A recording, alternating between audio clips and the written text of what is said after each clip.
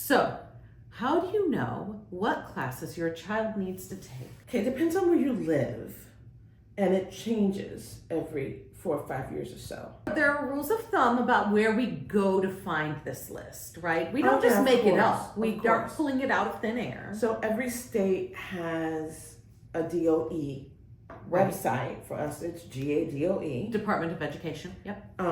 And they tell you what is required to graduate, even at different levels. And That's all well and good. That's not what we do. no, because It's not what we're going to do at all. What we're going to do is we're going to pick the highest level of college that the child may one day want to go to. Right. Right.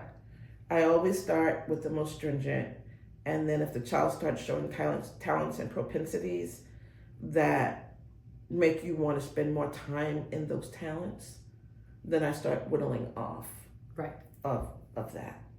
Thrown around the word flagship a couple of times. So what a flagship university is that's the major research institution of each state. And every single state has a flagship university. It's usually the university of said state. Right. Georgia has 2 of them. There's the University of Georgia and then there's Georgia Institute for Technology. Both of those are considered flagship universities. Mm-hmm. And then you have your overarching kind of your general public university system, and that's what Georgia State is. That's what Georgia Southern is. There are a handful of, they're not the flagship, they're not the research institution, but they're still large, good colleges. I'm gonna slip in a plug for Ivies, because the reason that I look at the flagship is because if you can reach Georgia flagship requirements, you can Right. get into an Ivy.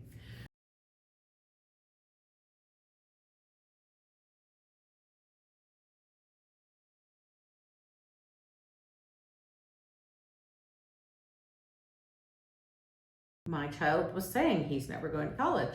It's a waste of time, it's a waste of money. So I'm like, okay, we're going to bare minimum make sure you could get into a Georgia State. So,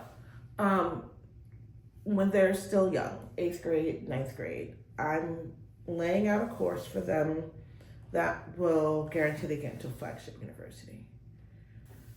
Somewhere halfway through 10th grade, I look at them again, right? Because what will happen is either they're on that track or they're exceeding it, which is not unusual for homeschoolers to do, Right. or something extraordinary is showing up somewhere else. Right. Usually a talent, leadership, just a really strong propensity for one core subject. And parents and teachers start to pick up on things. We make adjustments. Right. Yeah. And so if you're going, say the flagship isn't the goal. Mm-hmm. Say we're looking at a Georgia State. Mm-hmm.